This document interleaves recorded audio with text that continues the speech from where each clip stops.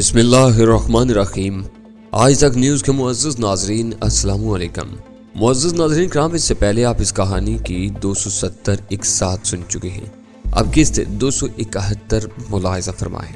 शायद तुम भूल रही हो कि इस किस्म के मामलात में हम ऐसे तसादुम से गुरेज करते हैं जिसका बहुत शोर शराबा हो, लोग और इदारे उस तरफ मुतवज्जा हो और मुखालिफिन के साथ साथ खुद हमारे आदमियों के भी हिलाक या जख्मी होने का इम्कान मौजूद हो। आपका मंसूबा क्या है? टोनी ने दरियाफ्त किया। मैंने तपाई पर मौजूद एक बड़े से कागज पर मार्कर से खाका बनाते हुए उन्हें समझाना शुरू किया। इस मकान के सामने की तरफ से कुछ फासले से ये नाहमवार और कच्ची पक्की सी सड़क गुजरती है। मेरा अंदाजा है कि मकान में सामने की तरफ कहीं वीडियोस कैमरे नस्ब हैं, जिनके जरिए किसी भी गुजरने वाले या मकान के गेट पर पहुंचने वाले को देखा जा सकता है।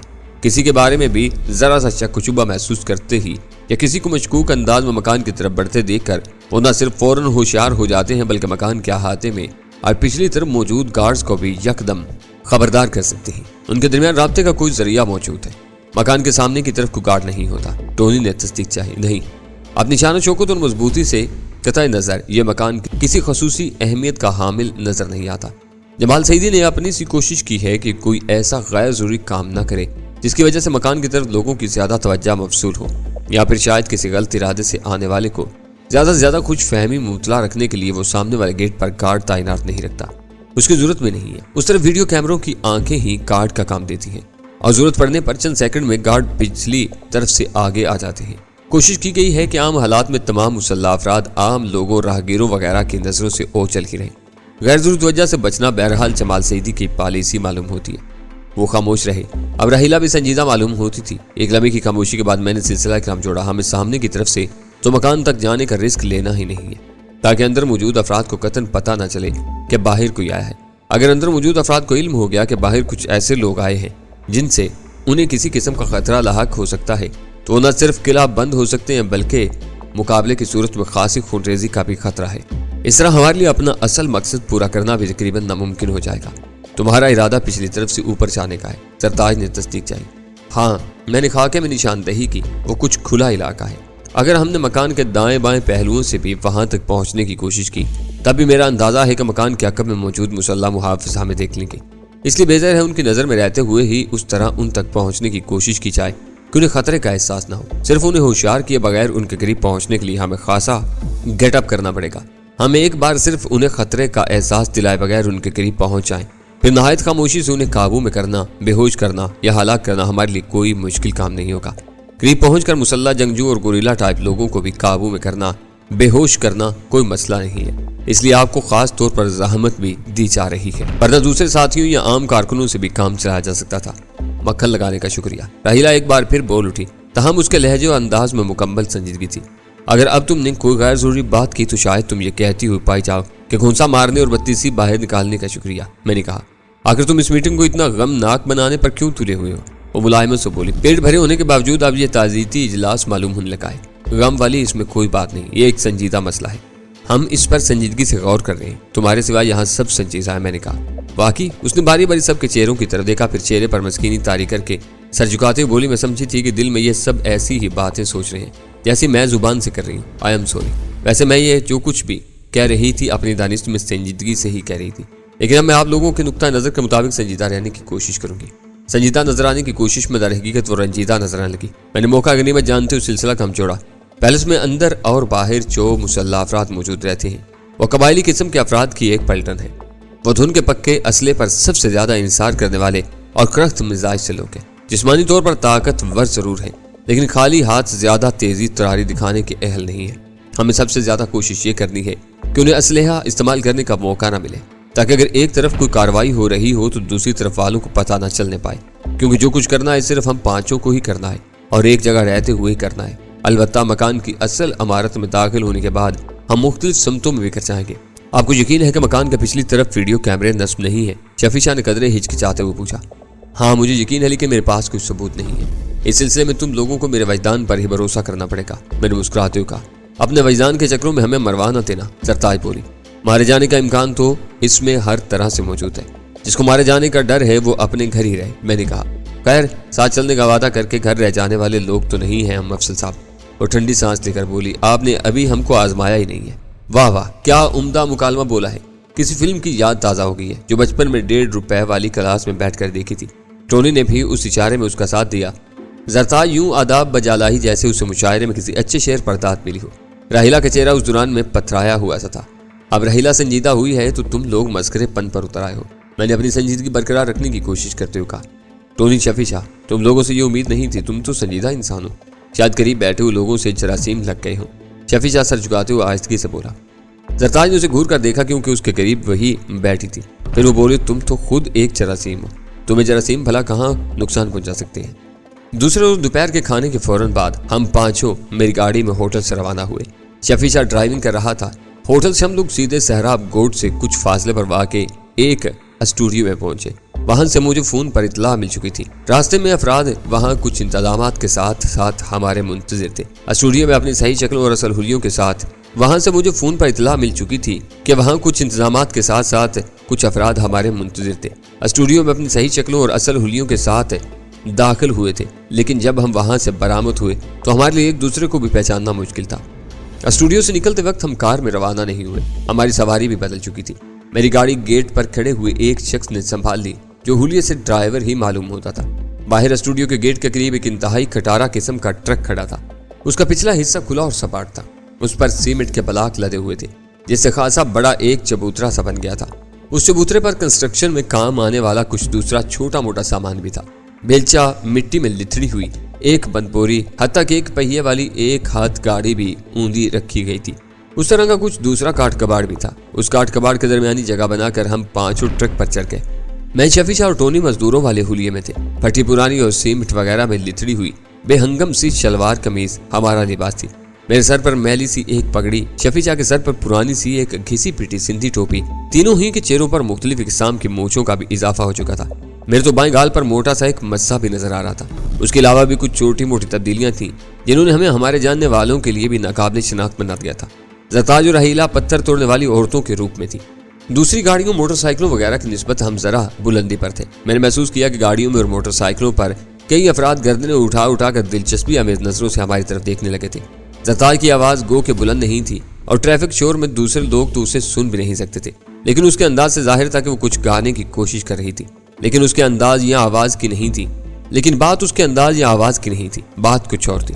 دراصل زرتاج اور راہیلہ دونوں کی خوبصورتی کو مفلسانہ گیٹ اپ اور مصنوعی سیاہی میں چھپانے کی پوری کوشش تو کی گئی تھی، لیکن وہ کم وقت ان حلیوں میں بھی اچھی خاصی پرکشش لگ رہی تھی۔ جب ہم اس مقام پر پہنچے تو مکان ہمیں دور ہی سے نظر آ گیا۔ دور سے وہ کافی چھوٹا دکھائی دے رہا تھا۔ ہم اس کی عقبی دیوار کی سیدھ میں پڑ رہے تھے۔ بظاہر ہم آڑے ترچے بیٹھے تھے، لیکن در حقیقت سب کی نظریں مکان کی طرف اٹھی تھی۔ میں نے دور سے ہی دیکھ لیا تھا۔ مکان کے عقب میں ایک ہٹ سا بنا ہوا تھا جس کے سامنے 2 مسلح افراد ٹہلتے دکھائی دے رہے تھے۔ ان کے کندھوں پر گنیں لٹکی ہوئی تھیں۔ قریب ہی 2 گاڑیاں کھڑی تھیں۔ یہ غالباً وہی گاڑیاں تھیں جن میں مسلح افراد نے مجھے اور صفیہ کو اس وقت روکا تھا جب ہم پہلی بار اس مکان کے سامنے سے گزرنے لگے تھے۔ ہم کچھ اور قریب پہنچے تو اندازہ ہوا کہ وہ ہٹ ایک باقاعدہ قسم کا گارڈ روم تھا۔ کافی بڑا ہٹ تھا، اسے روم کہنا بھی شاید صحیح نہیں تھا، وہ تو بجائے خود ایک مکان تھا۔ ٹہلتے ہوئے مسلح محافظوں نے بھی ٹرک کو دور ہی سے دیکھ لیا تھا اور ٹہلنا ترک کر کے اس کی طرف دیکھنے لگے تھے، لیکن ان کے انداز میں تشویش نہیں تھی۔ فاصلہ کچھ کم ہونے پر شاید انہیں اچھی طرح اندازہ بھی ہو گیا تھا کہ وہ کس قسم کا ٹرک تھا۔ شاید اس قسم کے ٹرک کبھی کبھار یہاں سے گزرتے بھی ہوں۔ اس کے باوجود انہوں نے غالباً آواز دے کر اپنے ساتھیوں سے کچھ کہا تھا، کیونکہ ہٹ سے مزید 3 مسلح افراد نکل کر باہر آن کھڑے ہوئے تھے۔ میرا اندازہ تھا کہ گارڈ روم میں کل یہی نفری تھی، اندر مزید کوئی آدمی نہیں رہا تھا۔ وہ بھی 5 تھے اور ڈرائیور کو چھوڑ کر ہم بھی 5 ہی تھے۔ ان کی تعداد ہمارے برابر ہونا ہمارے حق میں اچھا تھا، اس طرح ہمارا کام آسان ثابت ہونے کی امید تھی۔ وہ 5 بڑے انہماک اور یکسوئی سے ہماری طرف دیکھے جا رہے تھے، تاہم انہوں نے اپنی مختلف اقسام کی گنیں کندھوں سے نہیں اتاری تھی، بلکہ ان کے ہاتھ گنوں کی طرف بڑے بھی نہیں تھے۔ مجھے یہی توقع تھی اور ان کے اسی رد عمل کے لیے ہم نے اتنا تردد کیا تھا۔ انہوں نے ٹرک اور اس میں سوار افراد کے بے ضرر ہونے کا تاثر لے لیا تھا۔ شاید انہیں یہ توقع بھی رہی ہو کہ ہم مکان کے قریب سے گزرتے چلے جائیں گے، لیکن جب ہم انہی کی طرف بڑھتے چلے گئے تب بھی انہیں کوئی تشویش نہیں ہوئی۔ بس وہ چوکنا کھڑے ہماری طرف دیکھتے رہے۔ ہمارے ڈرائیور نے ٹرک کی رفتار کم کر دی تھی تاکہ ایک تو انہیں اچھی طرح ٹرک اور ٹرک سواروں کا جائزہ لینے کا موقع مل جائے، دوسرے اس ویرانے میں ٹرک کی گڑگڑاہٹ زیادہ بلند نہ ہو۔ ہم چاہتے تھے کہ مکان کے اندر سامنے والے گیٹ کی طرف موجود محافظوں تک کسی بھی قسم کی کوئی آواز ہی نہ پہنچے۔ انہیں بھی کسی قسم کے تجسس یا تشویش میں مبتلا نہیں ہونا چاہیے تھا۔ ٹرک ان لوگوں سے 6-7 قدم کے فاصلے پر ہی رک گیا۔ ہٹ کا دروازہ چوپٹ کھلا تھا، پھر بھی اس کا بیشتر حصہ باہر سے نہیں دیکھا جا سکتا تھا۔ लेकिन मैंने ट्रक पर बैठे बैठे काफी हद तक अंदर का जायजा भी ले लिया। मेरा अंदाजा यही था कि अंदर कोई और शख्स मौजूद नहीं था। उस वक्त वहाँ यही 5 मुहाफिज तैनात थे और वो 5 बाहर आ चुके थे। उनमें से 3 तो वही थे जिन्होंने मुझे सामने वाली सड़क पर रोका था। उस वक्त उनके साथ एक चौथा शख्स भी था जो क्लीन शेफ नौजवान था। वो उस वक्त नजर नहीं आ रहा था, उसकी जगह दूसरे 2 मुहाफिज मौजूद थे। अच्छी बात यह थी कि उन्होंने अभी तक ना तो अपनी क्लाशकोफे वगैरह कंधों से उतारी थी और ना ही आगे बढ़कर ट्रक को घेरे में ले लिया था, जो हमारे हक में बहुत अच्छा था। उसकी वजह यकीनन वही थी कि अभी तक उन्होंने हमारी तरफ से कोई खतरा महसूस नहीं किया था। ये भी गनीमत था कि वो एक दूसरे से थोड़े थोड़े फासले पर खड़े थे। उनमें से सिर्फ एक शख्स का हाथ उसकी गन पर था और वो आंखें सुखेड़े ट्रक का जायजा ले रहा था। हमारा ड्राइवर ट्रक ही में बैठा रहा। उसे सिर्फ बात बिगड़ने पर या कोई इमरजेंसी पेश आने पर कुछ करना था, वरना सिर्फ ट्रक संभाले बैठे रहना था। वो एक तरह से हमारी रिजर्व फोर्स था। सबसे पहले मैं छलांग लगा कर ट्रक से उतरा। मेरे हाथ में एक मुड़ा तोड़ा खाक आलूदा कागज था। मैं बोलिए सीधा उस मुहाफिज के पास पहुंचा जिसका हाथ गन पर था। उसका चेहरा कुछ फूला फूला और रंगत तांबे की सी थी। वो एक तुंदखो और बदमिजाज आदमी मालूम होता था। जिस्मानी तौर पर खासा मजबूत था। जिस्मानी तौर पर दर हकीकत सभी खासे मजबूत थे। मैंने कागज मुहाफिज की तरफ बढ़ाते हुए और अपना लहजा पठानों का सा बनाने की कोशिश करते हुए पूछा, कोचा ये हयात गुल ठेकेदार का बिल्डिंग किधर बनती है या इसका एड्रेस है मगर हमको नहीं मिलती है। उस कागज पर उसी इलाके के उल्टा सीधा एड्रेस दर्ज था। वो भी एक ही काया आदमी था। उसका एक हाथ बदस्तूर गन पर रहा और उसने अपना दूसरा खाली हाथ भी कागज पकड़ने के लिए नहीं बढ़ाया। उसकी नजर भी बदस्तूर मुझ पर मुर्तकिज रही। उसकी आंखों में हल्की सी सुर्खी और उनकी गहराइयों में कहीं खफीफ सी दरिंदगी की झलक मौजूद थी।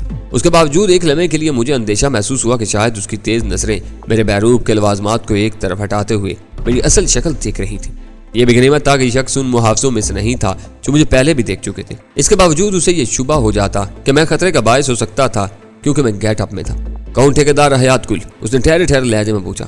उसका लहजा बता रहा था कि वो काफी रवानी से और सही अंदाज में उर्दू बोलने पर कादिर था। उसकी नजर बदस्तूर मेरे चेहरे पर जमी हुई थी। मैंने किसी सादालू शख्स की तरह जरा गड़बड़ाने की कोशिश करते हुए कहा, वो ठेकेदार है, उसका नाम हयात गुल है, वो इस एड्रेस पर बिल्डिंग बनाती है। अभी हम आपको क्या बताए, तुम्हें किसने भेजा है? ये सवाल अचानक ही उसने पश्तो में चढ़ दिया था। मैं उसका सवाल समझ गया था और पश्तो में उसका जवाब भी दे सकता था। थोड़ी बहुत पश्तो मैं समझ भी लेता था और थोड़ी बहुत बोल भी सकता था, लेकिन मुझे उस पर अबूर हासिल नहीं था।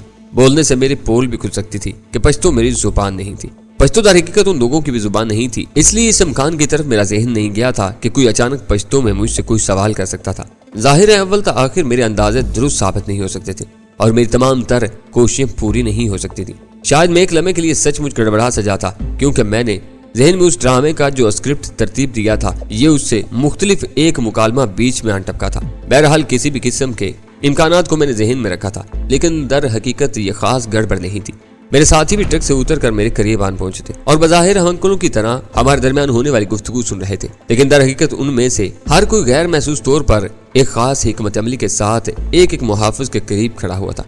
यानी हम सबको एक वक्त में एक एक शख्स से ही निपटना था और ये हमारे लिए कतन कोई मुश्किल काम नहीं था। मैंने एक नजर सरसरी से अंदाज में अपने साथियों की तरफ देख लिया था। सब सही पोजीशन पर खड़े थे। टोनी तो जैसे गैर इरादी तौर पर एक बेलचा भी हाथ में लेकर आ गया था, लेकिन दर हकीकत कतन को गैर इरादी हरकत नहीं थी।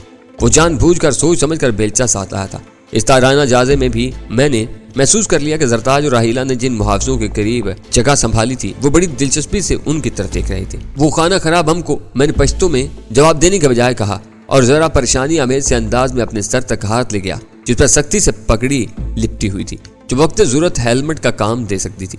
मेरे सर की तरफ हाथ ले जाना एक सिग्नल था। उसके साथ ही वीराने में एक साथ ही कई मुबहम सी आवाजें उभरी। मुझे अपनी तवज्जो सिर्फ अपने शिकार की तरफ मुर्तकिज रखनी पड़ी। मेरा पाँव अचानक ही मशीनी अंदाज में हरकत में आया था और उसके पैरों से जरा ऊपर बैक वक्त दोनों टांगों से टकराया था। वो ऊंधे मुंह गिरा। उसका नाक मुंह सपाट होने में शायद ही कुछ कसर रह गई हो। उससे पहले कि वो जरा भी संभल पाता मैं अपने नेफे से मशीन पिस्टल निकाल चुका था। तेजी से झुकते हुए मैंने उसके सर के पिछले हिस्से पर इतनी कुव्वत से उसका दस्ता रसीद किया कि वो दूसरे इलम में मुझे अंदेशा महसूस हुआ शायद मैंने उसकी हलाकत का सामान कर दिया था। वो जर्ब किसी हथौड़े की जर्ब से कम नहीं थी और उसके सर की हड्डी शायद टूटकर अंदर धंस गई थी। हालांकि सर की हड्डी बहुत मजबूत होती है, अच्छे भले संगीन हादसों में भी मुश्किल से ही चटकती है। कुदरत ने उसे पूरे जिस्म को कंट्रोल करने वाली ताकत यानी दिमाग की हिफाजत के लिए गैर मामूली तौर पर मजबूत बनाया है, मगर मेरी जर्ब गैर इरादी तौर पर कुछ ज्यादा ही जोरदार हो गई थी। बहरहाल उस वक्त उसके तिब्बी तजज़िये का मौका नहीं था। मैं और मेरे साथी हमेशा गैर जरूरी खूनरेज़ी और हलाकत खेजी से हमेशा गुरेज करते आए थे। ये हमारी जिंदगी के अहम तरीन हसूलों में से एक था। उस शख्स को वहीं साथ छोड़कर मैं तेजी से सीधा हुआ तो ये देख कर रगे पै में तमानियत की लहर दौड़ गई कि मेरे चारों साथियों ने बाकी चारों मुहाफिजों को भी जरा सा हंगामा किए बगैर लंबा लिटा दिया था। टोनी गालबन बेलचे से ही काम लिया था। उसके सामने जो शख्स था चारों खाने चित पड़ा था। उसका चेहरा एक तरफ से बिल्कुल बिगड़ कर रह गया था। मेरे ख्याल में उसके जिंदा बचने की उम्मीद भी कम थी। जरताज और राहीला के हाथों में ग्लॉक नजर आ रहे थे जो उन्होंने अपने घाघरों की लंबी चौड़ी जेबों से बरामद की थे। ये मुख्तसर मगर खौफनाक खन्ने थी। शफीजा खाली हाथ नजर आ रहा था मगर उसने अपने शिकार के साथ न जाने क्या किया था कि वो सबसे ज्यादा मुड़ा तुड़ा पड़ा था और नजा के आलम में खफीफ से छिटके ले रहा था। उसी असना में ट्रक का ड्राइवर ट्रक से पतली सी एक सीढ़ी और सीमेंट का एक थैला उठा कर ले आया था। उस मुड़े तुड़े और आधे खाली थैले में सीमेंट की एक मुट्ठी भी नहीं थी। वो इसमें से तेजी से कुछ चीजें निकाल कर जमीन पर रखने लगा। वो रबड़ के दस्ताने और कुछ औजार थे। वो अभी चीजें निकाल रहा था कि हम सब ने अपने अपने शिकार को ले जाकर हट में फेंक दिया। हमने अंदर जाने की भी जहमत नहीं की और उन्हें सामने नजर आने वाले हाल नुमा कमरे में ही काट कबाड़ की बोरियों की तरफ फेंक दिया।